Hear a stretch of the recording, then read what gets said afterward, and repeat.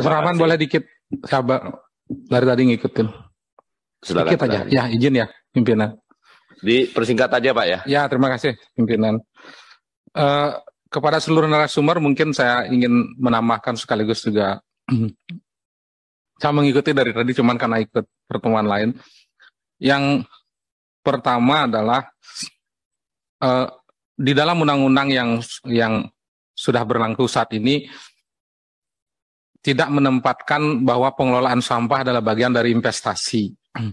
Sehingga dari pusat sampai ke daerah cara berpikirnya selalu ingin mengelola sampah dengan motif keuntungan.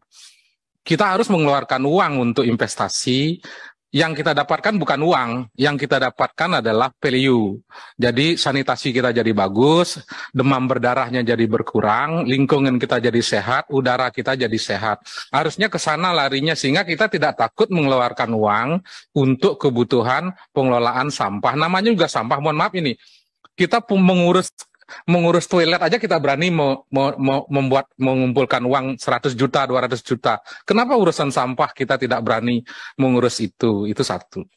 Yang kedua, dalam undang-undang ini tidak menyentuh tentang redesign produk industri. Jadi kita ngomongnya di hilir, padahal yang mengeluarkan sampah adalah perusahaan-perusahaan penghasil sampah yang luar biasa. Undang-undang ini harus memaksa dia agar perusahaan-perusahaan penghasil sampah melakukan redesign produk industrinya, bahwa dia sudah saatnya menciptakan produk yang ramah lingkungan. Hari ini sudah tidak perlu saset-sasetan lagi. Kenapa dia tidak buat produk yang refill? Kenapa dia tidak banyak sekali membuat produk yang justru tidak laku di bank sampah? Terlalu banyak varian plastik yang tidak laku di bank sampah sehingga konsep bank sampah tidak nyambung. Ada bank sampah di satu desa atau di satu RT, tetapi desanya tetap kotor karena sampah plastiknya nggak laku di bank sampah. Orang akan tetap membuang sampah plastik karena plastiknya tidak laku di bank sampah. Artinya antara varian plastik yang tidak bisa didaur ulang tidak laku di bank sampah, akhirnya walaupun ada bank sampah yang sudah berumur 10 tahun, bahkan dapat juara nasional, tetapi desa atau RT atau lingkungannya masih kotor. Yang ketiga, persoalan sampah sesungguhnya adalah persoalan memilah di sumber. Di dalam undang-undang kita sangat minim sekali mengatur dan peraturan di bawahnya saling tubrukan. Pastikan sampah itu terpilah di sumber, antara organik dan anorganik. Itu aja menurut saya dua, sebelum kita ngomong tentang sampah spesifik, apakah 5B3 dan yang lain sebagainya.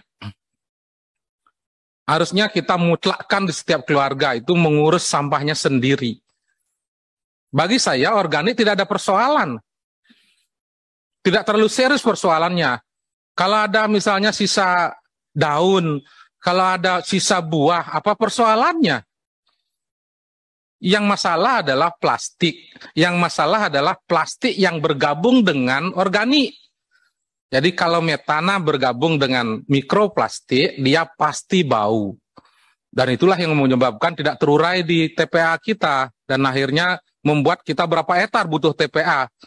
Tiap hari menambah TPA, kalau organik dan plastik digabung, kita akan tidak pernah bisa menghadapi tumpukan sampah.